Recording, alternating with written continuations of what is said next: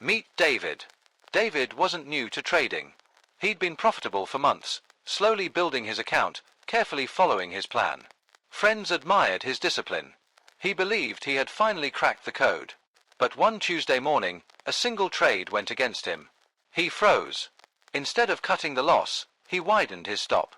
Then widened it again. By the time he closed, half his month's profit was gone in minutes. His hands shook. His mind screamed, "The market stole from you. Get it back." What happened next was predictable. He entered another trade, twice the size, half the patience. That trade failed. Then another. Each loss fueled the fire. By sunset, his account was bleeding red. The careful, disciplined trader who built steady gains was gone, replaced by someone desperate, angry, reckless. That's revenge trading. And if you've ever traded, you've probably felt it too. That burning urge to fight the market, to force it to give back what it just took. Mark Douglas, author of Trading in the Zone, once said, "You don't trade the markets. You trade your beliefs about the markets." And revenge trading reveals our darkest belief, that we can bend reality to our will if we just push harder. But the truth, the harder you push, the faster you sink. In this video, we're not going to lecture about stop losses or indicators. We're going to explore the raw psychology behind revenge trading. Why it happens, how it destroys even smart traders, and most importantly, how to break free. Because the real enemy isn't the market. It's not volatility. It's not news events. It's our own minds, our ego, our fear, our craving for control. And if you don't learn how to tame it, no strategy in the world will save you.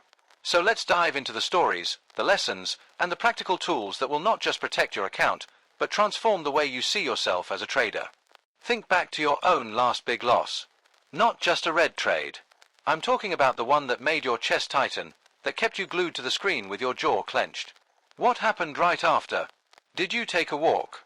Or did you double your size, hit the button again, and swear this one would put things right? That's the razor's edge where discipline dies. Traders often describe it like a blackout. Rational thought fades. All that's left is impulse. You don't see a chart anymore, you see an enemy. You don't calculate risk, you make bets that your future self will regret. And the cruel part is, for a handful of traders, it sometimes works. They win that revenge trade, and the account jumps back to green. Relief floods in. The brain gets hooked. Now revenge trading feels like a secret weapon instead of the silent killer it is. But the market is patient. One day, that weapon misfires. The same brain that once screamed for revenge will whisper, "Do it again. Just one more." Until the account bleeds dry. David's spiral that Tuesday wasn't unique. I've heard it hundreds of times. In fact, most trading rooms are filled with silent revenge traders. They won't say it, but you'll see it on their screens. The oversized positions, the overtrading, the refusal to close the platform even after hours of bleeding. Why is it so universal? Because revenge trading isn't about markets at all. It's about psychology, specifically, how humans process loss. Behavioral economists call it loss aversion. Studies show that losing $100 hurts about twice as much as winning $100 feels good. Our brains are wired to hate losing more than we love winning. That's why a single red candle can feel like an insult. It's not just numbers, it's a wound to the ego. And when the ego is hurt, it seeks justice. Justice in trading looks like, "I'll take it back." But markets aren't people. They don't apologize, they don't negotiate, they don't care about fairness. That's the core trap. We expect the market to behave like a human opponent. But it isn't. It's a mirror reflecting our psychology back at us. So the real fight isn't with the chart. It's with ourselves. With the voice that says, "You can't end the day like this. You're better than this. Get it back now." And unless you recognize that voice and learn to silence it, you'll be trapped in the same cycle, just like David, just like thousands of traders before him. There's a moment every trader faces that decides everything. It's not the entry, it's not the setup, it's the after. Picture this, you've just taken a clean, textbook trade. It fit your rules, it fit your system, but it lost. Not because you were wrong, but because the market didn't cooperate. That's when the fork in the road appears. One path is discipline. You log the trade, accept the loss, step away. The other path, emotion. That itch in your chest. The thought that whispers, "Just one more. You'll get it back." This is the precise battlefield Mark Douglas warned about in Trading in the Zone. He said the market is neutral, it's us who give it meaning. When you attach your identity to a trade, suddenly a stop loss isn't just a number, it feels like a personal insult. That's the danger zone. Because when trading shifts from strategy to identity, you stop protecting capital and start defending your ego. And the ego has no risk management. I knew a trader named Alex. He was brilliant. His system had a verified 60% win rate over a year. But he couldn't handle being wrong. Every loss was a challenge to his worth. One Friday afternoon, he doubled down 3 times in a row. By market close, months of profits were gone. Not because his system failed, but because his ego couldn't. And here's the trap. Revenge trading doesn't even feel reckless in the moment. It feels righteous. It feels like justice. That's why so many intelligent traders fall into it. But justice in trading is an illusion. The market doesn't owe you balance. If you think it does, you're fighting the wrong battle. This is where you need to reframe. Losses aren't punishments, they're tuition. Think of them as the price of admission to the arena. Brett Steenbarger, author of The Psychology of Trading, puts it bluntly, your greatest growth comes from your most painful losses. That means every red trade isn't a failure, it's feedback. But only if you stop long enough to study it instead of trying to erase it. Here's the truth. The only real revenge you can take on the market is becoming a trader it can't easily shake. A trader who takes a loss and walks away stronger, not weaker. That shift, from fighting losses to learning from them, is the difference between blowing up and breaking through. Let me tell you another story. Maya was a day trader who prided herself on control. She journaled every session, meditated each morning, followed her checklist religiously. She thought she was bulletproof. Then one Thursday, she took 3 consecutive losses in less than an hour. Small ones, nothing catastrophic, but enough to sting. Her plan said to stop trading after 3 red trades. But her pride said, not today. I'll prove I can turn this around. That's when she started forcing setups. She widened stops, ignored signals, clicked faster and faster. By the end of the day, she wasn't journaling, she was staring at her account in disbelief. Weeks of steady growth had evaporated in hours. She later told me, it wasn't about the money. It was about not wanting to end the day as a loser. That line stuck with me. Because it's the essence of revenge trading. We're not really trying to recover dollars, we're trying to recover identity. But here's the hard truth. The moment you link your identity to your P&L, you've already lost. Jesse Livermore, one of the greatest traders of the early 20th century, famously said, the game of speculation is the most uniformly fascinating game in the world. But it is not a game for the stupid, the mentally lazy, or the person of inferior emotional balance. Notice that. Emotional balance. Livermore knew what we still struggle with today. Trading is less about charts and more about psychology. You can have the perfect system, but if you can't master your impulses, the market will strip you down. Maya's story isn't unique. In fact, it's so common that some prop firms test for it. They'll deliberately engineer a losing streak during simulations just to see what you'll do. Do you freeze? Do you walk away? Or do you explode into revenge trades? The ones who explode rarely make it to live funding. Not because they can't read markets, but because they can't read themselves. And that's the key shift you need to make. Stop treating trading as a battle against price action and start treating it as a mirror of your own psychology. Every chart you open is really a reflection. Are you patient? Impulsive? Fearful? Overconfident? The market will reveal it. Every time. So when you feel the urge to strike back after a loss, pause and ask, what part of me is being tested right now? My strategy or my self-control? Because here's the secret. Most traders don't fail because they lack setups. They fail because they never learn to recognize that urge for revenge and cut it off before it snowballs. The earlier you catch it, the easier it is to break the cycle. There's something sneaky about revenge trading. It disguises itself as determination. Think about it. You lose a trade, and your brain says, don't quit now. Winners don't quit.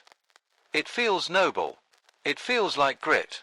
After all, persistence is celebrated everywhere in life. Push harder, keep going, fight until the end. But trading isn't war.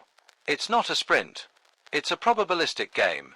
And in a probabilistic game, persistence without discipline isn't strength, it's sabotage. This is where traders confuse 2 very different ideas, persistence versus compulsion. Persistence is sticking with your process even when it's boring. Compulsion is breaking your rules because you can't stand the thought of losing. One grows your account. The other drains it. Take the story of Ken. He was obsessed with never-ending red. He once told me, "I'd rather stay up all night trading than close the day down." So that's what he did. He'd sit at his desk for 16 hours, chaining trades together, chasing every tick. Some days he clawed his way back. But more often, he left the platform exhausted, angry, and broke. The irony. If Ken had just taken the 3 small losses and walked away, he'd have preserved his equity. But his compulsion to erase the loss turned a paper cut into an amputation. This is exactly what Daniel Kahneman described in Thinking, Fast and Slow. He explained how the brain has 2 systems, one that's fast, emotional, impulsive, the other slow, logical, deliberate. When you're revenge trading, the fast brain takes over. You're no longer calculating probabilities, you're reacting like a cornered animal. And markets love cornered animals. Because cornered animals make mistakes. Here's the paradox. The moment you try to win back control from the market, you actually lose control of yourself. That's why the best traders develop rituals to stop them before the spiral starts. Some set hard daily loss limits where their broker locks them out. Others use accountability partners. If they hit a red line, they have to call another trader before placing another order. It might sound extreme, but consider this. How many times have you sworn you'd stop, only to place just one more trade minutes later? That's not logic failing you, that's biology. You can't outthink biology in the heat of the moment. You have to build guardrails before the storm hits. And that's the big takeaway here. Revenge trading is not a trading problem, it's a psychological trap. If you keep trying to solve it with better indicators or fancier strategies, you'll miss the point. The fix isn't in your charts. It's in your habits, your routines, your ability to shut down the platform when everything in you screams not to. Let me ask you something. When you take a loss, what's the very first thought that flashes across your mind? For some traders, it's, "I should have known better." For others, it's, "The market tricked me." But for a lot of us, it's, "I need to get it back."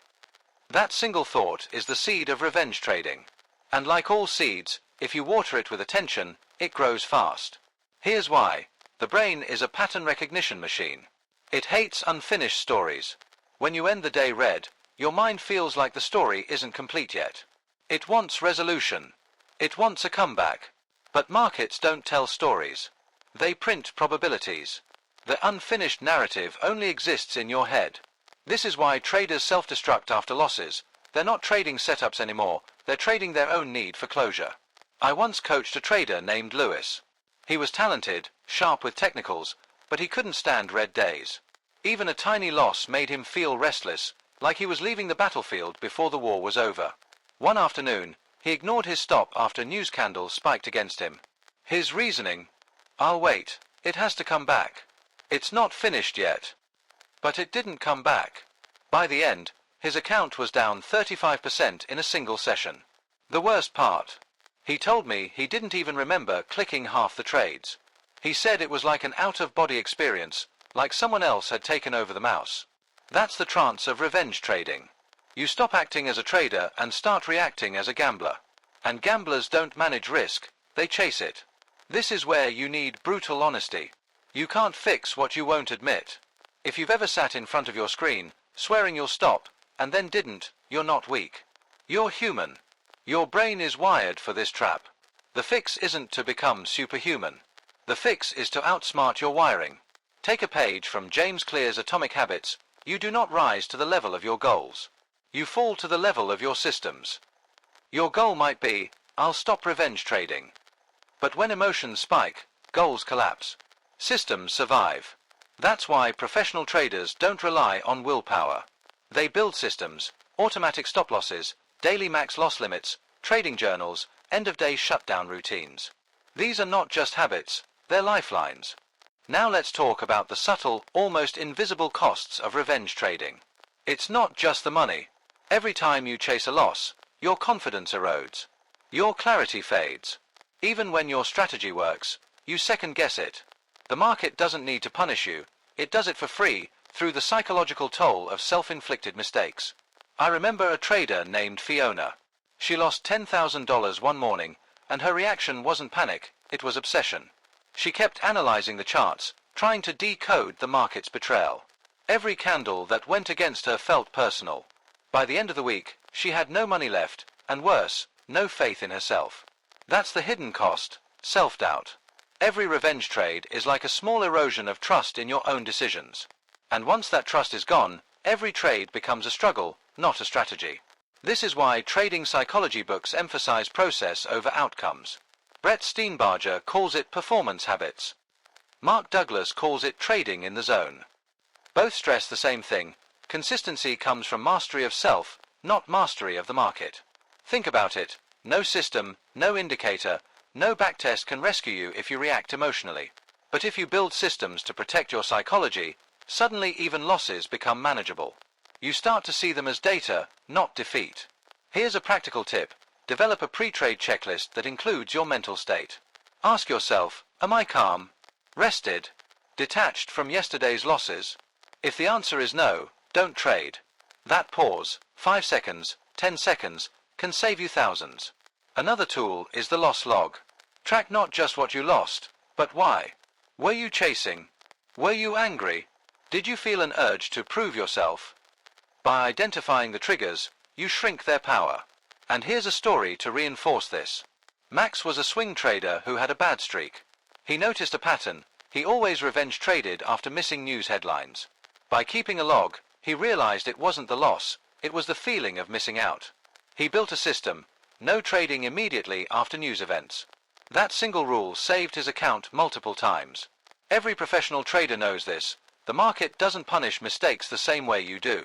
You punish yourself with revenge.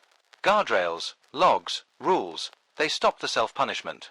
Because ultimately, revenge trading is less about the market and more about you. The sooner you see that, the sooner you regain control. Let's dig deeper into the psychology behind revenge trading. Every loss triggers the amygdala, the brain's alarm system. It perceives danger, floods you with stress hormones, and pushes you toward instant action. That's why revenge trades feel urgent, compelling, unavoidable. But the prefrontal cortex, the part of the brain responsible for planning, logic, and discipline, gets hijacked. When emotion takes over, the logical part of your mind can't intervene. Suddenly, you're making choices not as a trader, but as a fearful, reactive human. This is why even experienced traders fall into the trap. It isn't ignorance. It's biology. And the only way to beat it is to preempt it. One trader, Sophia, shared a technique that helped her immensely. She called it pause, breathe, reset. Each time a trade went against her, she stepped back, closed her eyes, and counted to 10 while imagining herself calmly logging the loss. That tiny pause allowed her prefrontal cortex to re-engage and prevented impulsive revenge trades. Another method comes from cognitive behavioral therapy: labeling your emotion. Say to yourself, this is anger. This is frustration. This is my ego craving revenge. Just naming it reduces its intensity. Your brain stops reacting automatically and starts observing. And here's a key insight: revenge trading is addictive because of dopamine. Each impulsive trade offers a hit, a fleeting sense of control and excitement. That reward feels good, but it's short-lived, and it reinforces the very pattern that destroys your account. The fix is to replace that dopamine hit with safe alternatives. Exercise, journaling, meditation, or even a quick walk outside can provide the chemical reward without risking capital. Michael, the trader who lost $500,000, used push-ups. Simple, physical, effective. Each repetition gave his brain a reset button. Remember, the cycle goes like this: loss, emotional surge, impulsive trade, short-lived relief, bigger loss. Every step compounds risk, both financially and psychologically. Breaking it isn't about willpower. It's about structure, systems, rituals, and mental training that preempt the hijack before it starts. That's how professional traders survive, even thrive, in volatile markets. And this isn't abstract theory. It's lived experience. David, Maya, Lewis, Fiona, Max, Sophia, they all transformed not because they got smarter, but because they built mental systems that protected their psychology. In the next section, we'll explore step-by-step routines and daily practices you can adopt immediately to inoculate yourself against revenge trading and turn losses into consistent growth. Let's make this actionable. Stories are powerful, but habits are what actually change outcomes. If you want to stop revenge trading, you need daily routines that train your brain to respond calmly, consistently, and deliberately.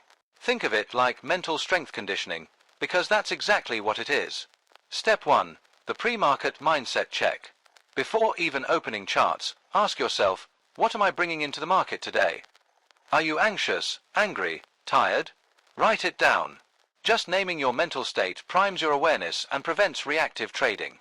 One trader I know literally keeps a small journal beside his keyboard and notes, calm, restless, focused, frustrated. That simple awareness stops revenge impulses before they start. Step 2. Visualize losses. Before placing trades, imagine them losing. Feel the discomfort briefly. Ask yourself, if this trade loses, can I accept it without emotion? This mental rehearsal desensitizes you to losses, reducing the likelihood of impulsive revenge trades. Daniel Kahneman calls this pre-exposure to pain. When losses aren't shocking, your brain doesn't panic. Step 3. Predefined limits. Set hard daily loss limits and trade counts. This isn't just discipline, it's self-preservation. Your brain will crave action after a loss. Guardrails enforce calm. If your broker allows daily lockouts or alerts, use them. Treat them like seatbelts, annoying at first, life-saving over time. Step 4. Emotional journaling. At the end of every session, log not just trades, but emotions. Did you feel the urge to chase losses? Did frustration creep in? These logs form a mirror. Over weeks, patterns appear. You can't fix what you don't see. Max, for instance, discovered he only revenge traded after missing news events, just from journaling. That insight alone saved thousands. Step 5. Scheduled breaks. Trading isn't a test of stamina, it's a test of discipline. Scheduled breaks. Step away, walk, stretch, hydrate. Tilt often arrives disguised as fatigue or boredom. Catch it early. Step 6. Celebrate discipline, not just wins. Resisting a revenge trade is as valuable as a profitable trade. Reward yourself mentally. Positive reinforcement rewires your dopamine system to associate restraint with reward. Over time, patience becomes habitual, not forced. Step 7. Weekly review. Once a week, review trades, journals, and triggers. Ask, where did I follow the plan? Where did I react emotionally? The goal isn't guilt, it's growth. The goal is to build a mind that thrives, even when the market punishes. These steps aren't optional. They're survival. Because revenge trading doesn't just threaten your account, it threatens your confidence, clarity, and long-term potential. Next, we'll examine real stories of traders who rebuilt themselves using these practices, showing how pain can transform into a competitive edge if you follow the right routines. Let's explore how pain can become power. Take Daniel again. After wiping half his account in one reckless revenge session, he didn't quit. He didn't rage trade his way back into oblivion. Instead, he started a new routine: journaling, pre-market mindset checks, visualization, and strict trade limits. At first, it felt tedious. He joked that he was trading like a monk. But slowly, something shifted. Losses stopped feeling like attacks. They became feedback. The market no longer intimidated him. Each time he resisted the urge to revenge trade, he built psychological muscle. 6 months later, he was profitable again, but the real change wasn't in the numbers, it was in him. Then there's Aisha, a swing trader from London. She called her old pattern deposit therapy. After losing, she'd secretly add funds, convinced she could erase losses in one big trade. The market punished her repeatedly. But instead of giving up, she took 3 months off to study trading psychology and build systems for risk, journaling, and emotional management. When she returned, she was calmer, disciplined, and steadily profitable. She redefined success, not as making money, but as following rules no matter what the charts did. Michael's story is another extreme example. After a massive short squeeze wiped nearly $500,000, he created what he called revenge rituals. Every time he felt the urge to retaliate against the market, he forced himself to step away, do 50 push-ups, and journal the feeling. He said, "At first, I thought it was silly, but those push-ups saved my account. They gave my brain a reset button." What do all these stories have in common? Rock bottom wasn't the end. It was the start of transformation. Pain became the teacher. Each trader learned that revenge wasn't about the market at all, it was about the mind. These aren't exceptions. They're proof that anyone can rewrite their story. If you've fallen into revenge trading, you're not broken, you're at a crossroads. And in the next part, We'll break down step-by-step frameworks to help you take your own turning point, without waiting for disaster to force the lesson. Now that you've heard the stories, let's put this into a practical framework. If you've struggled with revenge trading, here's a step-by-step path to pull yourself out, before the market forces you into another painful lesson. Step 1. Interrupt the cycle. Revenge trading feeds on momentum, emotional momentum. The faster you act after a loss, the more likely you are to spiral. So your first task is to break the chain. Use a pattern interrupt. For some traders, it's standing up and leaving the room. For others, it's a breathing exercise or a cold splash of water on the face. One trader told me he literally kept a stress ball on his desk. Squeezing it became his physical reminder to pause. Simple, but powerful. Step 2. Create emotional distance. The market thrives on immediacy. You see red candles, you feel the heat, you want to react. Your job is to delay. A useful technique is the 5-trade rule. After a loss, you're not allowed to enter another trade until at least 5 fresh 5-minute candles have printed. This forced waiting period cools the mind and separates decision from impulse. Step 3. Lower the stakes. Nothing fuels revenge like high risk. So, scale down. Trade smaller lot sizes, or switch to demo until your head clears. The ego hates this step. It feels like weakness, but it's actually strength. By lowering the stakes, you protect your capital and give yourself breathing room to recover mentally. Step 4. Reframe the loss. Instead of asking, how do I get it back? Ask, what did this loss reveal about me? Maybe you chased an entry. Maybe you ignored your stop. The loss is feedback.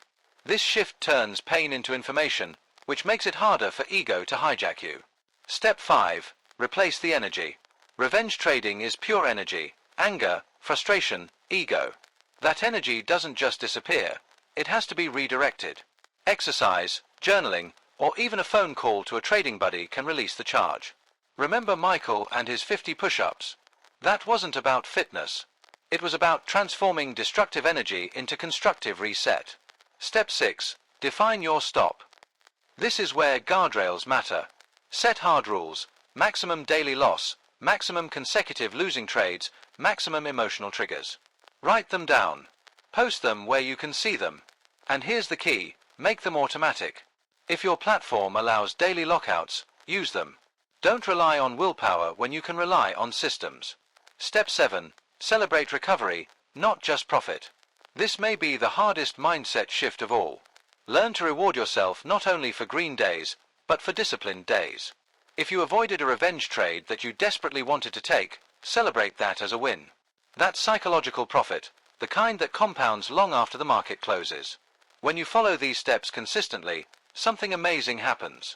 Losses stop feeling like attacks. They become data points. Wins stop feeling like validations. They become byproducts. And your trading shifts from emotional survival to professional execution. Next, we're going to zoom out and look at how revenge trading doesn't just hurt accounts, it rewires your brain if you let it. Understanding the neuroscience behind it will give you even more leverage to break free. Here's something most traders never think about. Revenge trading isn't just a bad habit. It's brain chemistry. Your nervous system, your hormones, your survival wiring, everything inside you is conspiring to push you into those impulsive, destructive trades. Let's break it down. When you take a loss, your brain interprets it as pain. Not just financial pain, neurological pain. Studies show that losing money activates the same regions of the brain as physical injury. That's why a $500 loss can feel like a punch to the stomach. It's not all in your head. It's literally in your nervous system. Now, here's the kicker. When that pain hits, your brain's dopamine system starts craving relief. Revenge trading offers that relief, at least temporarily. The moment you enter the next trade, dopamine surges, like scratching an itch. It doesn't matter if the trade is logical. The brain is chasing the chemical hit. This is where the addiction cycle begins. Loss, pain, urge, trade, dopamine, repeat. Just like gambling. Just like substance addiction. That's why revenge trading feels so compulsive. It's not weak discipline, it's powerful biology. But here's the good news. Once you understand the circuitry, you can hack it. The first hack is awareness. Neuroscientists say the act of naming an emotion reduces its intensity. So when you feel the urge, literally say to yourself, this is my dopamine system craving relief. It's not the market. It's my brain. That one sentence gives you distance from the impulse. The second hack is replacement rewards. If your brain craves dopamine after a loss, give it another source. Exercise, music, even a brief meditation can release the same chemicals. That's why Michael's push-up ritual worked. He wasn't just distracting himself, he was rewiring his dopamine response. The third hack is time delays. Neuroscience shows that cravings lose power if you delay acting on them, even by a few minutes. Remember the 5-trade rule? That's not just discipline, it's exploiting biology. By waiting, you weaken the neural loop that drives compulsive trades. And finally, the fourth hack, positive reinforcement. Each time you successfully resist revenge trading, celebrate it. Your brain needs to link discipline with reward. Over time, you'll literally rewire yourself to feel good about patience instead of punishment. This is why trading psychology books like Brett Steenbarger's The Daily Trading Coach emphasize microhabits. It's not just mind over matter. It's brain over biology. Every small choice reshapes the circuitry that once kept you trapped. So the next time you feel revenge rising, remember, this isn't just willpower. This is neurochemistry. And the moment you see it clearly, you stop being a victim of your wiring. You become the one rewiring it. Up next, let's connect this science to something practical. Building a daily mental training plan, just like athletes do, to strengthen your trading mind and keep revenge at bay. Think about elite athletes for a second. They don't just show up on game day and hope for the best. They train their bodies, their reflexes, their focus every single day. Yet most traders, they treat trading like a casual hobby, even though the stakes are just as high. If you want to break free from revenge trading, you need a mental training plan. A system to build psychological muscle the same way athletes build physical muscle. Here's a framework you can start using tomorrow. 1. The morning reset, 5 minutes. Before touching a chart, take 5 quiet minutes. Breathe deeply, write down your emotional state, and ask, am I trading from clarity or from baggage? This awareness check keeps you from bringing yesterday's anger into today's trades. It's like stretching before a workout, basic but essential. 2. Visualization practice, 3 minutes. Close your eyes and imagine yourself taking a loss calmly. Picture the trade hitting your stop, then imagine yourself logging it, walking away, and feeling at peace. Why? Because your brain can't distinguish between vivid visualization and reality. The more you rehearse calm reactions, the more automatic they become in real trading. 3. Process affirmations, 2 minutes. Forget cheesy "I am a millionaire" affirmations. Use practical, trading-specific ones. My job is to follow my plan, not to chase the market. Or losses are tuition, not punishment. Repetition rewires beliefs, and beliefs shape behavior. 4. Midday reset, 5 minutes. Halfway through your session, step away. Walk, stretch, drink water. Check in, am I still clear, or am I tilted?